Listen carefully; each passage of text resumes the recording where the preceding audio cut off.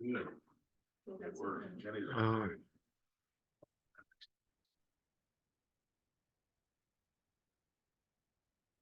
Okay. On Monday, it was Monday. I'm with my physical therapist, and we're talking about eating. Mhm. And I told her how whenever I go out. All right. All right. Good evening, everyone. So I've been looking for a prayer to start these uh, sessions out with, and I finally found one that I think I'm going to like. Let's pray to the Lord. Lord, have mercy. O Lord, compassionate and merciful, long-suffering, plenteous in mercy, give ear to our prayer, attend to the voice of our supplication. Work upon us a sign for good. Lead us in thy way, that we may walk in thy truth. Make glad our hearts, that we may fear thy holy name, for thou art great and doest wonders. Thou alone art God, and among all the gods there is none like unto thee. O Lord, mighty in mercy, gracious in strength, aid and comfort, and save all who put their trust in thy holy name. For unto thee are due all glory, honor, and worship, the Father, and the Son, and the Holy Spirit, now and ever, and unto the ages of ages.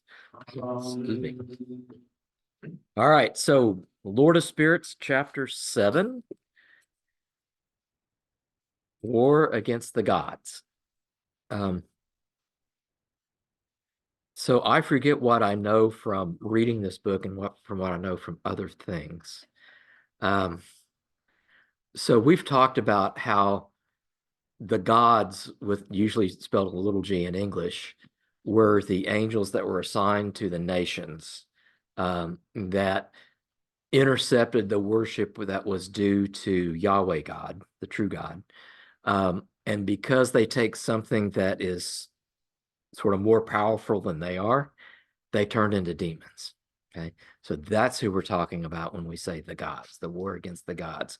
So what we're going to be talking about tonight in this chapter is how Yahweh fights this war against the gods to overcome them and to separate them from his people, which, is the whole story of Israel is they keep backsliding. So it's not a one and done. It's over and over again. Anyway, all right, so that's where we are. So it's interesting. This first quote here is from Exodus 12. For I will pass through the land of Egypt that night, and I will strike the firstborn in the land of Egypt, both man and beast, and on all the gods of Egypt I will execute judgments. I am the Lord.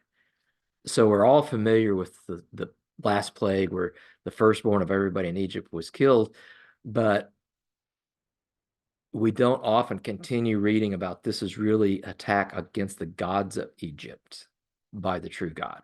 It's God of Israel saying, I'm God, you're not, get out of my way. Okay. And a lot of the Old Testament is different variations on that same theme. Okay? And so that's what we're going through here today. So then there was this quote here from St. Bede. St. Bede, if you don't know, was one of the bishops in England very early on. I forget exactly when he lived, but before the 10th century. So he's before the schism. And he wrote several things that we still have. One of them is a history of the English peoples. And then another one was a history of the Church of England. Okay. The saint said, my parents called me Alban, and I shall ever adore and worship the true and living God who created all things. The judge answered very angrily, if you wish to enjoy the happiness of everlasting life, you must sacrifice at once to the mighty gods. Alban answered, the sacrifices which you offer to devils cannot help their votaries, nor fulfill desires and petitions of their suppliants. On the contrary, he who has offered sacrifices to these images will receive eternal punishment, and hell is his reward. Okay, so this is clearly the fight in England of Christianity versus the pagans, but that's just another version of the same story over and over again. The Christians have to fight against the gods because they're, picking up the mantle of Israel and continuing on the fight that started in the Old Testament. Okay, so that's where we are. Okay, so we in the modern world we talk about Christianity versus Judaism. And then, of course, we have to talk about all the splinters in Christianity. But original, both Judaism and Christianity were fights against the pagans. Okay? We are so used to thinking in 18th century German terms of polygamy, monotheism, not polygamy, polytheism, monotheism, and but those weren't even concepts. Okay. The Israelites knew there were other gods, but they knew they weren't supposed to worship them. And that's the whole point, is Yahweh is our God, and we worship only Yahweh.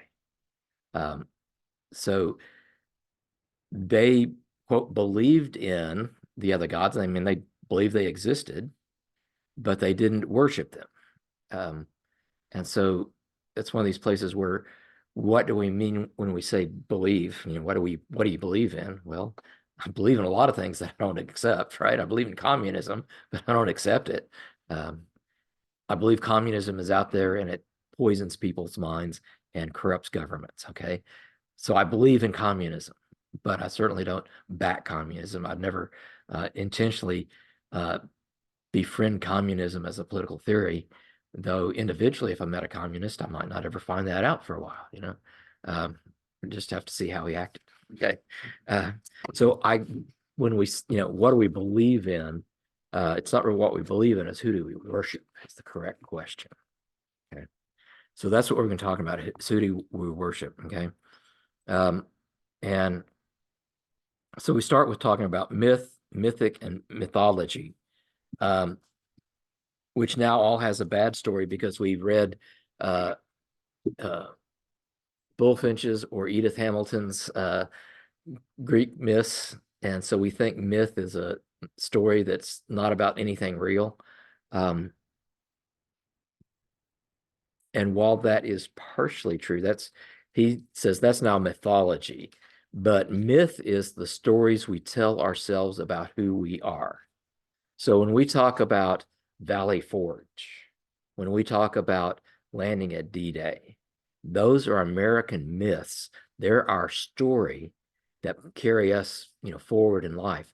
Who are we as a people? We're the guys that did D-Day. We're the guys that conquered Nazism. We're the guys that faced down the evil empire of Russia, the Soviet Union. So that is our myth. That's who we are. And you might look at the story of George Washington, the cherry tree, which apparently never actually happened. That's part of mythology, but it's not the myth. Okay. Things like Abraham Lincoln splitting the rails and all the early presidents all being born in log cabins. Those are our myths. Those are the stories we tell about ourselves, about who we are. Okay. So if you're an ancient Greek, you're telling these stories about the one or two gods that rule your city. Okay. Like in Athens, it was Athena and Hephaestus. But while they knew of other gods, they didn't really celebrate the other gods in Athens. Okay. That you'd go to a different town and they'd be worshiping different gods. And Hesiod, several centuries BC, I forget exactly when he lived, collected a bunch of these things, and that's kind of got the start of mythology. We have all these stories, but those were stories from individual cities or individual city states that he just kind of collected. But no one of the cities that he gathered these stories from believed in all these gods or, offered worship to all these gods. And about the only place you could go do that was on a place like Delphi, where people came from all over the Greek world to, offer sacrifices and get an oracle. And so they had different temples in Delphi set up to all these different gods. But in most places, you only had one, two, unless it's a really large city, you might have some subsidiary gods. But there's always a main god and probably a secondary god, but then anybody else was like very far down the list. You worship. So when Paul and Barnabas go to Ephesus, it's the temple of Diana. Diana controls the city. They didn't necessarily worship the whole panoply of Greek gods. Okay. Diana was their patron. Okay. That's the stories they told about themselves. And they promoted it because they made gold and silver trinkets to sell to tourists, right? So that's what we mean by myth and mythology. Um, you know, the Alamo is a good myth for Texans, right? Um, now, you know, revisionist historians are saying everything we used to believe is not all 100% accurate, but who cares? That's our story. This is the foundation of who we are. We're going to stand up for what's right, and you're going to come and kill us, and that's all right, but we'll still fight. Anyway, so myth and mythology. Let's see. All right. Pro-demon propaganda. Okay. Um, it's worth noting that nowhere in the Old Testament do we see commanded from God about not believing in pagan stories. Why? Because no one thought of religion that way at that time. Belief was not focused on what one agreed was true, or still less how one felt about religious matters. Rather, God's commands about the pagan religious traditions surrounding Israel of this type. And here's a quote from Exodus 20. The Ten Commandments. You shall have no other gods before me. You shall not make yourself a carved image or any likeness of anything that's the heaven above or the earth beneath, or in that which is the water under the earth. You shall not bow down to them or serve them, for I, the Lord your God, am a jealous God, visiting the iniquity of the fathers on the children to the third and fourth generation of those who hate me, but showing steadfast love to thousands who love me and keep my commandments. So when we usually list the Ten Commandments, usually start just with this one phrase, you shall know over the gods, and we forget all the rest of it. But notice he doesn't say, there's not any other gods. It says you shall have no other God. Okay. And you won't bow down and worship them. And that's the crucial thing.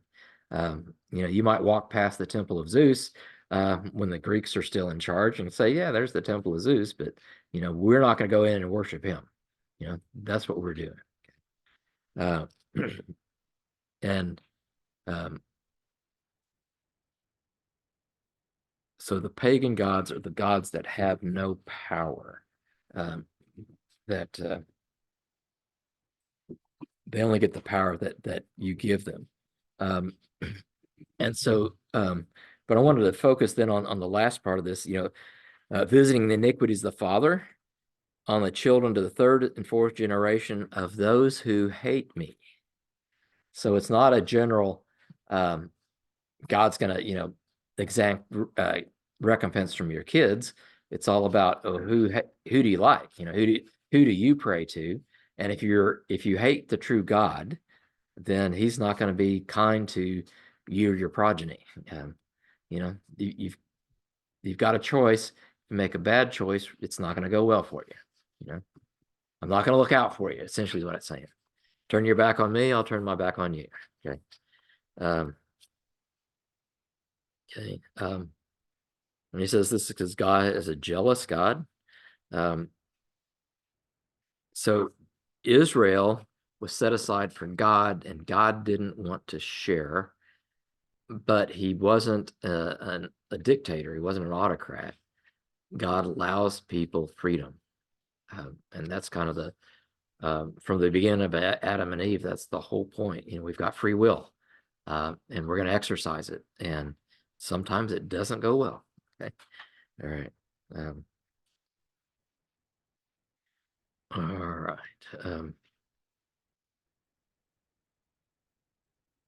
Okay. Page 138. So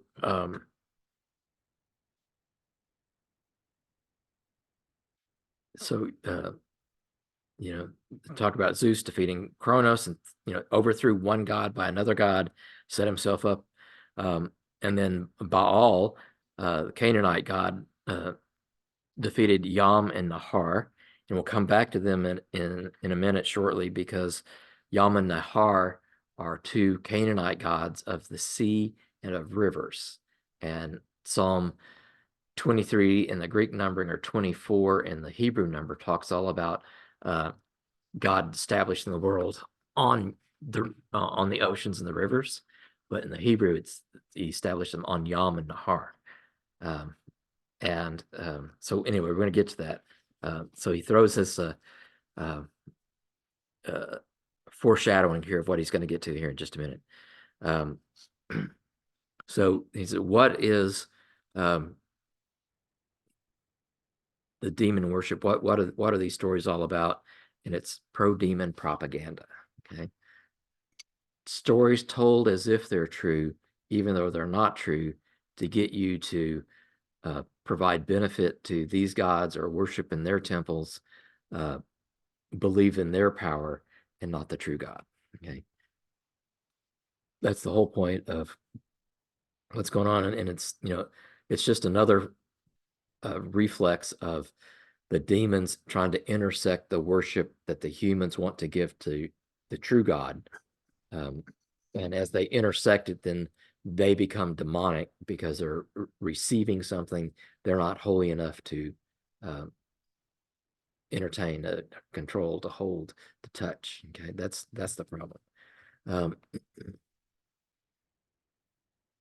um, all right, so Saint Basil's bees. Okay, Saint Basil the Great, um, father of the church. He's wrote one of the two uh, liturgies that we still use. We get ready to use them every Sunday during Lent. Um, lived in the 300s, the 4th century, was educated in Athens at the pagan gymnasium, the philosophy school, um, and then moved back into uh, what's now Turkey, and it became Christian. Yeah, Cappadocia, uh, in the interior of what's now Turkey. Became a Christian, became a monk, um, and he talks about his bees. And the example here is a bee comes and lands on one flower, gets a little bit of pollen, drops a little off, goes to the next flower, gets a little pollen, drops a little off. And that's how we should approach these pagan philosophers and pagan stories is we land on the flower, take what's good and leave the rest, right? And the whole purpose behind these stories is to um, enrich our own lives by learning what makes a good story.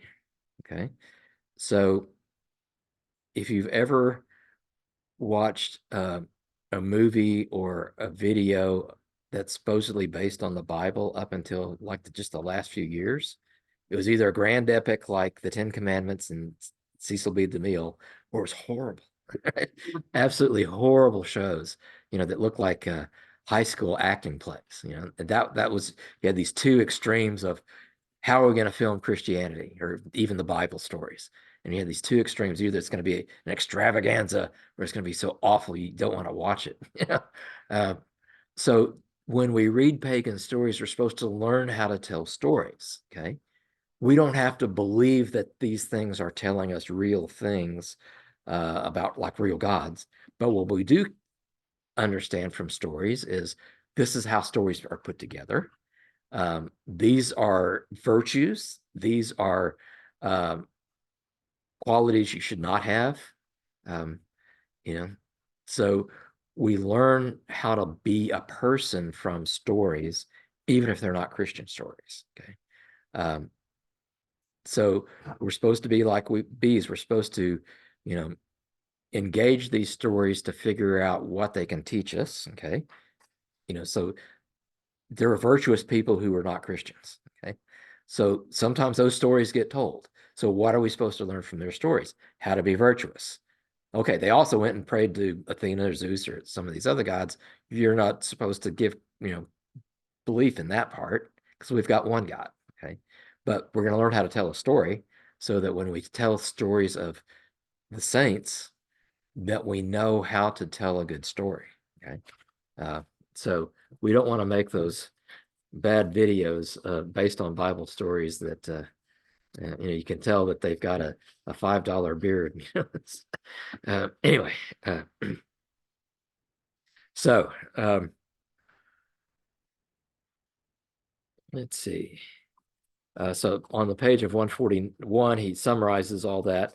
Now then, altogether after the manner of bees, must we use these writings, for the bees do not visit all the flowers without discrimination, nor do they seek to carry away the entire those upon which they light, but rather have taken so much as is adapted to their needs, they let the rest go.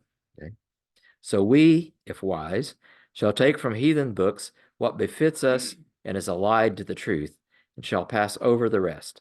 And just as in the culling roses we avoid the thorns, from such writings as these we gather everything useful and guard against the noxious.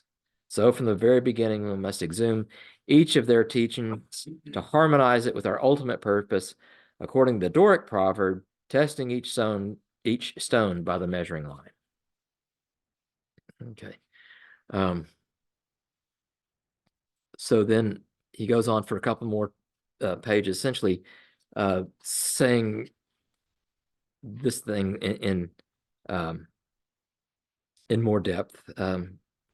But then on page 143 at the very bottom, St. Justin Martyr, 2nd century apologist, for Moses is more ancient than all the Greek writers, and whatever both philosophers and poets have said concerning the immortality of the soul, or punishments after death, or contemplation of things heavenly, or doctrines of the like kind, they have received such suggestions from the prophets as they enable them to understand and interpret these things. And hence there seems to be seeds of the truth among all men, but they are charged with not accurately understanding the truth when they assert contradictories. So seeds of the truth, spermaticos logos, seeds of the word, seeds of the truth. So what we got from Justin Martyr was, he said that God spread these seeds of the word throughout all cultures. And while they had, pagan beliefs, they had some things that were good. And so the sort of the ideal way that orthodoxy spreads to a new culture is a handful of monks, or sometimes one or maybe two monks, goes into a new area and they live with the people and they learn the language, and they don't really start preaching the gospel for a couple years.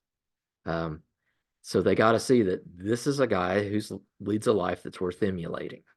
Okay. And then we start talking to him and discovering what in their culture is a seed of the word. Okay. And we adopt what they have and we sort of baptize it and bring it into orthodoxy. So the best example I know, in Alaska, the native Alaskans would build spirit houses. And they're sort of like, big doll houses, maybe. They're not big enough to really get in, though, you could do maybe to get in to decorate them before you closed up the front end or something. But they stand about knee high, and they're, 4 or 5 feet long. And that's where they thought that their ancestor spirits went. And so the Orthodox monks related that to our understanding of what happens with us after we die. We collect bones and put them in ossuaries. And, if you've seen some of the pictures in some of the ancient monasteries, they have whole rooms that's nothing but skulls. You have another room that's nothing but bones. So, having the spirit house, well, that's just a repeat of what our monasteries have been doing. Okay. You compare that with Western Christians, especially the Protestants. You move into an area and you tear down whatever they have, and then you say, 4 white walls and a sermon. Come and be spiritual. So that's what we got from Justin Martyr is, he was in the 2nd century. I mean, way before Constantine or the First Council or anything, saying there's seeds the word out there. There's something good in just about every civilization. We have to look for it. Okay.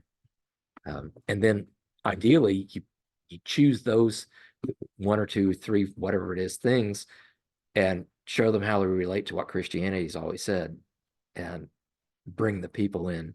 Yes, you've got this right, but let me tell you the full story. Not that you're wrong, but let me tell you the full story. Okay. All right. So now we're going to start talking about some specific gods. Baal, sometimes called Bel, B-E-L. Again, this is a word that just means lord or overseer, commander, king. But then it also becomes the proper name for a Canaanite sky god. Um, and like all of the pagan gods, they aren't creators, but he overthrows sort of an evil goddess, established his own father El, which is another Hebrew word, or Canaan, not Canaan, um, the language group. Yeah, Semitic word for God, El. Yeah. All right. So we see that in the names of the angels, Mike El, Gabriel, Samuel. Okay. So that means of God. All those things are of God. Okay. So El was also the name of Baal's father, who Baal sets up as sort of a grandfather god, as it were. And Baal was the chief god. Okay. He was a sky god, right? Like Zeus and Woden and right. Sky pilot. uh, and so probably the most uh, notable name in the Old Testament of incorporating Bel is Jezebel, right? Her her end of her name is this name of this pagan god. Okay, so she's something of the pagan god. Um, all right. So let's see. Okay. Um, so Baal and his father defeat Yam, the god of the ocean, and his son Nahar, the river god, uh, and taking their place, and then gets in a fight with Mot, the god of death. And as I understand it, in Arabic, the word for death is still a cognate of Mot. Um, so some things don't change a lot.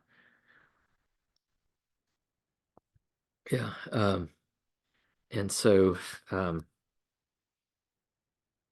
talk about the Baal cycle. Um, and then, um, so there's the big fight between the prophet Elijah and the prophets of Baal, and with Jezebel and Ahab, where um, Elijah prays to God that it won't rain. It doesn't rain for 3 years. The people are desperate. And so the king gets together 400 priests of Baal and Elijah, and they're going to see whose God is most powerful. And so Elijah says, "You guys go first," and so they build an altar. They, kill some kind of animal. I think it's a bull. They put its meat on the altar, and they start praying to Baal that he would come and consume the sacrifice. And they pray, and then nothing happens. And so they start cutting themselves, hoping that their blood would inspire Baal to come and consume the sacrifice. And then, so Elijah is the patron saint of sarcasm. And he says, maybe he's on vacation, maybe he's in the bathroom doing his business. uh, you know, maybe you need to, chant louder. So, they finally give up. And so then Elijah comes and he sets up just stones, uh, sacrifices the animal, puts the meat on the altar, has a ditch dug around the altar, and they pour water over the altar and the meat so that it runs down into this ditch until it's standing water and everything's just soaked. And then Elijah prays, and God sends down lightning from heaven and consumes not only the meat but the stones themselves and dries up all the water. Okay, and so everybody realizes who the true God is, and they then kill 400 priests of Baal they had called out. And that's the point that they see a little cloud far off in the ocean, and it comes in and it rains for the first time in 3 years. So the mountain where this happens overlooks Joppa, I believe it is, the port city on the coast of uh, well, it's now the country of Israel. Um, so when they talk about the cloud coming in from over the ocean, I mean, you're up there and you can see very long ways. I mean, you got a very extended horizon from the mountain where this took place. Okay.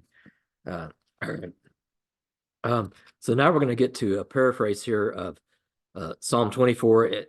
It's in the Hebrew numbering here in the book. It's 23 in the Greek numbering.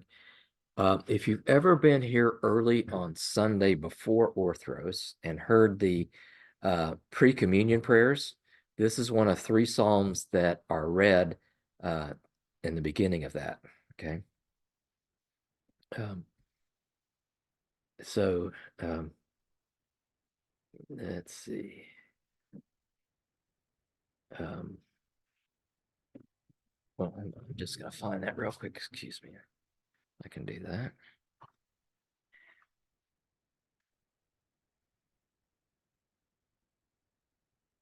Okay, the earth is the Lord, and the fullness thereof, the world and all those who dwell therein. He hath founded upon the seas, he established it upon the waters, some it's established upon the rivers. So this word here, seas, is in Hebrew, yaham, and excuse me, yam, and the word that's waters or rivers is nahor. So he's establishing the world on top of the waters. Um, so the suggestion here is that God's sort of smacking them down with the whole earth on top of them. Um, so, our God smacks down. um, so who will ascend on the hill of the Lord, or who may stand in his holy place? Okay. And then it gives the answer. He who has clean hands and a pure heart, who has not lifted up his soul to an idol, nor sworn deceitfully to his neighbor. Okay. Um, so again, that's sort of, what is our life supposed to be like? Don't uh, treat your, don't, uh, excuse me, you have a pure heart, a clean hand. Don't swear deceitfully your neighbor. I'm sorry, what I called up here on my phone is a different translation than I'm used to, so I'm died. So, that's what we're supposed to do. It's all right there in the Psalm. Um, and he will receive a blessing from the Lord, and the righteousness from the God of salvation. This is Jacob, the generation of those who seek him, who seek your face. Okay. And this will be familiar to anybody who's ever been to a Pascha. Lift up your heads, O you gates, and be ye lifted up your everlasting gates, and the King of glory shall enter in. The Lord strong and mighty, the Lord mighty in war. Lift up your gates, O you princes, and be ye lifted up your everlasting gates, and the King of glory shall enter in. Lord of hosts, he's the King of glory. So if you haven't been to Pascha, we read the first gospel outside, and then the doors are closed while we go out, and then I come and I bang on the doors and repeat these 2 phrases. Who the King of glory shall enter in. And so when we sing this last phrase, the Lord of hosts, he's the King of glory, that's when we open the door and we all come in and turn on all the lights, make sure all the candles are lit, and carry on like crazy for another 2 hours. And then we eat. Okay. All right. All right. So now let's move on to Marduk. Okay. Marduk was the chief god of Babylon. And I've talked about him before. Again, he is associated with bulls, just like Baal was, that he's sort of the most powerful animal around is a bull. And so he gets selected to be the representative of the god. Okay. Um, and okay, so we've got a story here in Daniel 14, which is often not included in a Masoretic text Bible. So not everybody's familiar with this story, but the king, I believe it was Nebuchadnezzar, is talking with Daniel, and maybe it's Cyrus. Yeah, it's Cyrus, King Cyrus, talking with Daniel about, we come and we leave all these offerings for Marduk the god, and we come in the morning and everything's gone. And Daniel says, work with me, king, and I will show you what's really going on. So one night they the priests come in, they offer all the sacrifices, they leave everything on the altar. The king has all the doors shut up so that no one can come in. And the king and Daniel alone go into the temple and they put flour all over the floor. And then they go out and lock the door. And they come in and they next morning they open the doors. The king looks and the altar is empty. And the king says, "Look, Daniel, everything's gone. We've taken, our God is powerful. He's eaten all this stuff." Daniel says, "Don't move. Look at the floor." And they notice footprints all over the floor. Men's footprints, women's footprints, kids' footprints. And so the king gets really mad. Who's coming in? I thought I had this whole place buttoned up. What's the secret entrance for the priest? And they would come in at night with their whole families and they'd all feast and eat whatever's on the altar and then tell the people, "Hey, God came and got all this stuff." Well, God Marduk has no power at all. It can't eat anything. And it's all a sham. Okay. And very important understanding of how all this stuff really works out. I mean, who are these gods? Well, we're not saying they're not gods, but we're not saying they have any reality, any power. Okay. And to the extent they try to intercede the worship that is due to the true God, they become demonic because they can't handle it. Okay. All right. All right. Asherah. So Asherah is sometimes a name, but it can also just mean the sacred tree or a pole. So in the scripture, there's comments about them setting up altars on high places. So that would be, high place would just be any hill or a mountain. And the sacred poles would be similar. It's something in the natural world that the people perceive as having a link to a God. Okay. And you set those things up. And what's sort of one problem that runs through the whole Old Testament is the Israelite people set up their own high places, set up their own sacred poles, and started worshiping there instead of the true God. Okay, that's the tension in the whole Old Testament. What are you guys doing? And then because they're doing that, they have no qualms with intermarrying with the non-Israelite people around them, and then that causes Israelite, people to forego the worship of the true God and start worshiping these pagan gods. Okay, that's the problem of the whole Old Testament. I think we had it just a Sunday or two ago. I will be your God if you will be my people. Yes, we'll be your people, and that lasts a very short time, and they start backsliding, and God has to come back and say, "I'll be your God if you be my people." And so that continues on, and that was in the epistle. So St. Paul's writings, still going over the same thing. I will be your God if you will be my people. And here we are today in the 21st century. God says, "I will be your God if you will be my people." And some of us, backslide. We don't keep it up. Um, all right.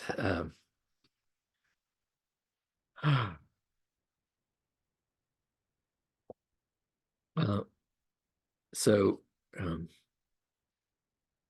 okay, here on page 150, it's like that Israel did at points worship Yahweh using the ritual objects known as an Asherah, which is idolatrous behavior, like the worship of Yahweh via the golden calves. Okay, so not only was there the golden calf that was set up during the Exodus in Egypt, but after the northern kingdom of Israel was established, they set up two golden calves, one in Samaria and one in Dan, so that the people of the nation of Israel wouldn't have to go down to Jerusalem to worship God. So they set up false gods. They set up golden calves. Okay, but notice it's golden calves. It's linked into all the same kind of ideas about what gods are like that the other people around them had. The bull is the most powerful animal. Our God must be like a bull. Okay? We should not be surprised by that, though, because the Old Testament demonstrates that Israel fell into all idolatry many times. At the same time, God was telling him to stop it. Okay. The biblical text does not cover up Israel's idolatrous polytheism at all. Rather, the text exposes and condemns it and praises rulers who oppose it. In any event, neither the biblical text nor the archaeological finds show that Yahweh actually had a wife, neither Asherah nor anyone else. Okay? That's at least a 20th century, if not a 21st century idea that God somehow had a wife, crazy stuff.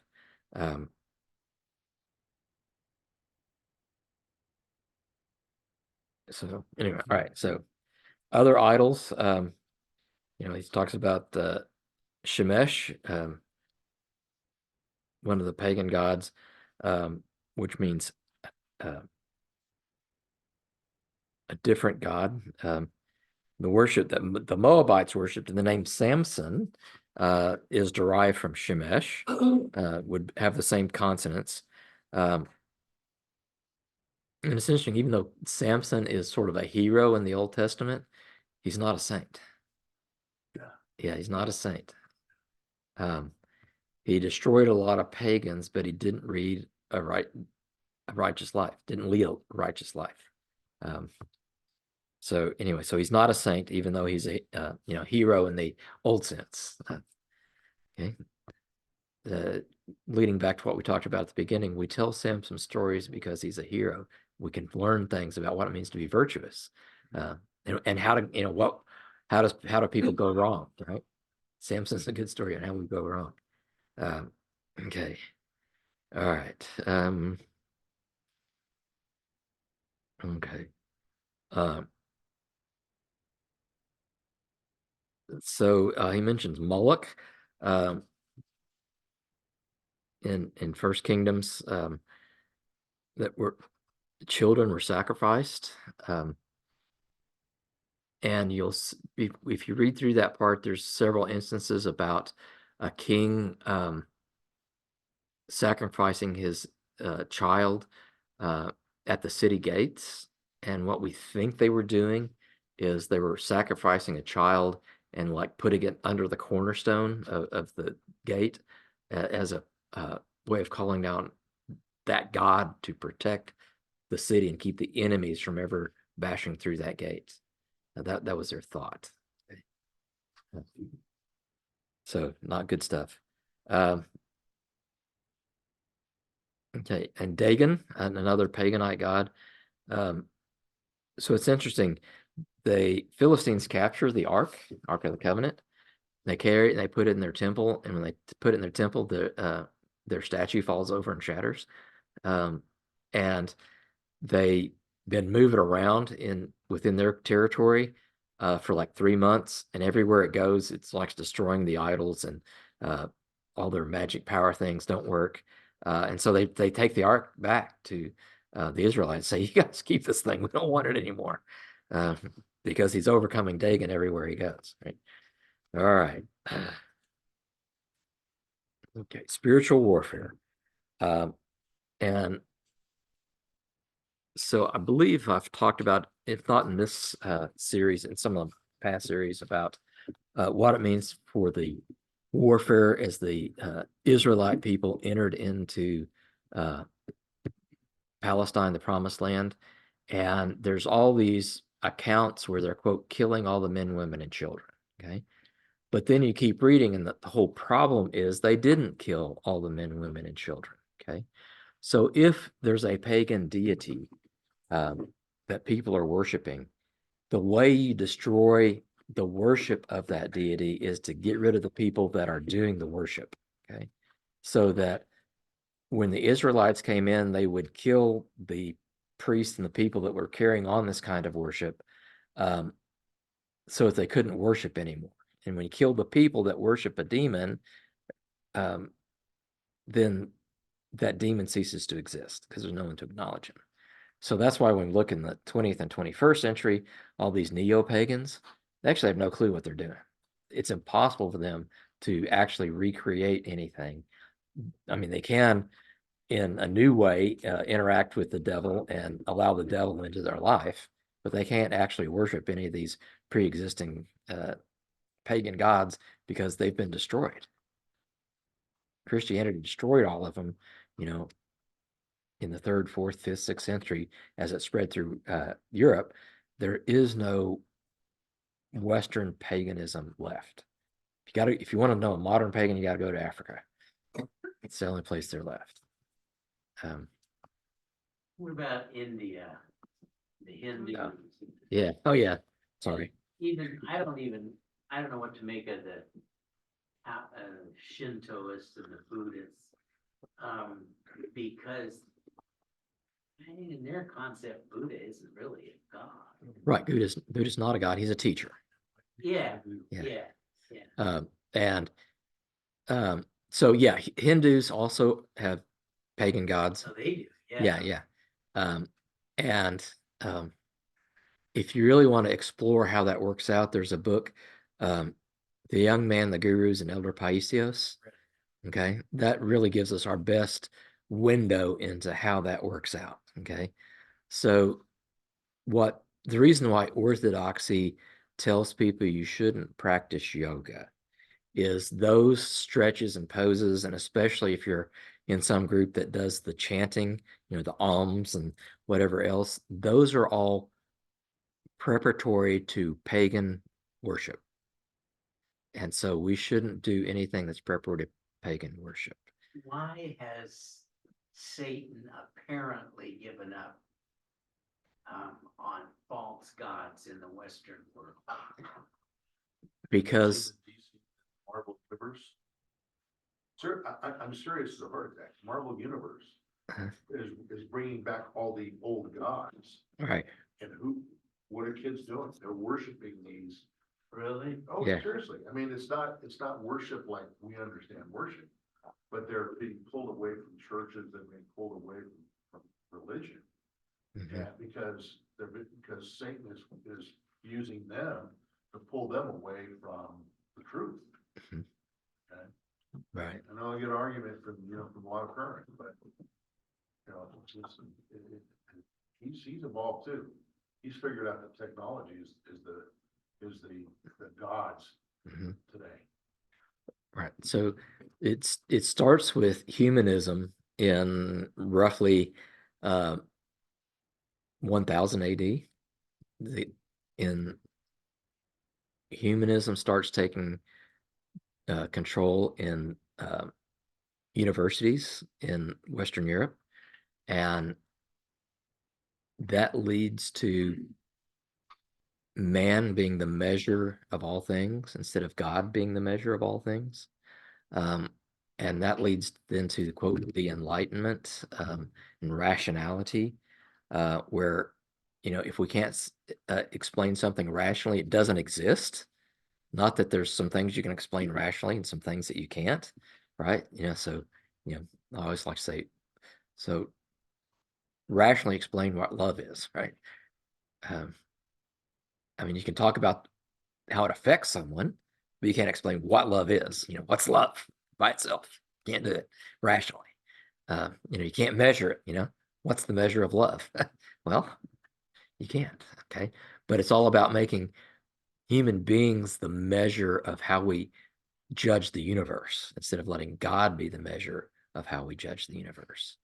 And so if you talk to someone that actually has studied the extant writings about the pagan gods, you look at people, Thor and Woden, all those things that are part of the Marvel universe.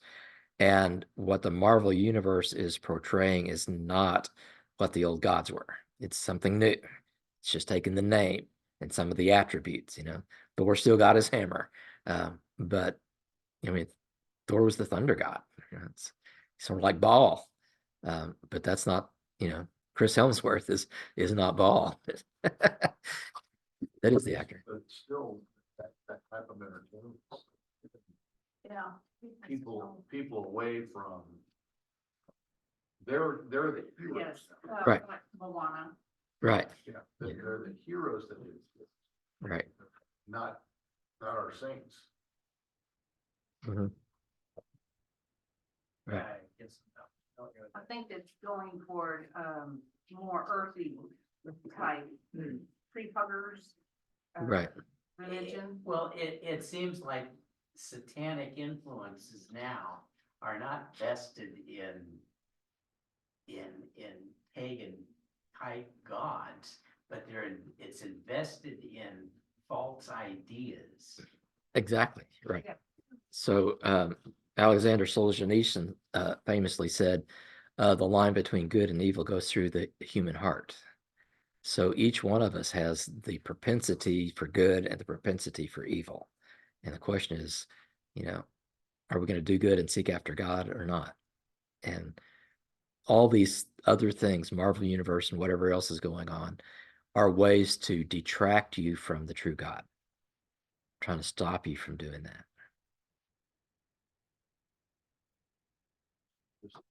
Stuff to draw for people to watch the news constantly, be on social media constantly, for the pornography online, internet. What Satan did 2,000 years ago before that is it was the persecution, influencing kings and things like this, armies, now he's influencing people through media, Right. through technology, the technology that we're probably, we're way ahead of where God probably wanted us to be technology wise right now, because Right. Right. And so that goes back to the story of Cain and his descendants. If you read through Genesis 4, talks about, descendants of Cain that developed bronze working and iron working and music and building cities and all those things. That is demonic because people weren't mature enough to handle it. And we've seen that in our own time. People aren't mature enough to handle the technology that we're able to invent. So pornography is the devil's iconography, right? So it's there. People aren't able to handle it unless they're really grounded in the true worship of the true God and able and know, part of the myth out here is that the devil doesn't exist. So we're not on guard for it. We don't teach our kids to be on guard for it. And so that allows them in. It's like, I had this thought. Well, I'll go with that thought, maybe that's not the good idea, right? So anyway, so that's what's going on with these things now. Is they're not pagan in this old sense, because like I said, there's no way to worship the pagan gods because that's been lost. But we haven't lost the propensity to listen to the demons. We still have that propensity. greatest lie that the devil ever. Yeah, the greatest lie of the devil is to convince you that he doesn't exist. So you're not on guard. All right. So all that bling.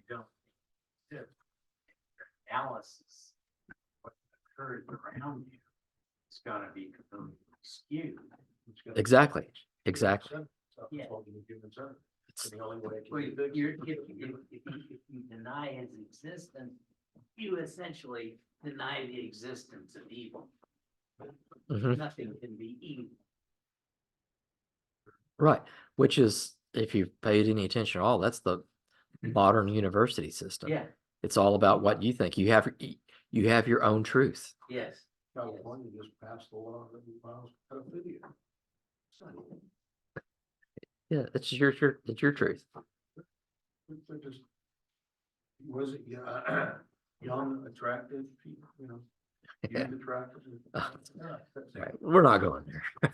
we know it's an evil thing, but Yeah, yeah. we do. We do, right? Okay. All right. So, I don't think there's anything different in this last section, spiritual warfare. It's just a few pages. Other than I would recommend to you on page 153 to go back and read that prayer. That prayer is one of the exorcism prayers that gets read when we receive someone by baptism. So it's you know, this was said for you, if you're already Orthodox. It will be said for you if you're not Orthodox but want to become Orthodox. So we're, you know, to this day, we're rebuking the devil and telling him, you know, don't be here. Go away. We've got the true God. Okay. All right. Any other questions, comments? Well, we've gone pretty long tonight. So, Lord, now let us thou thy servant depart in peace, according to thy word, from mine eyes have seen thy salvation, which thou hast prepared before the face of all people, a light to lighten the Gentiles, and the glory of thy people Israel.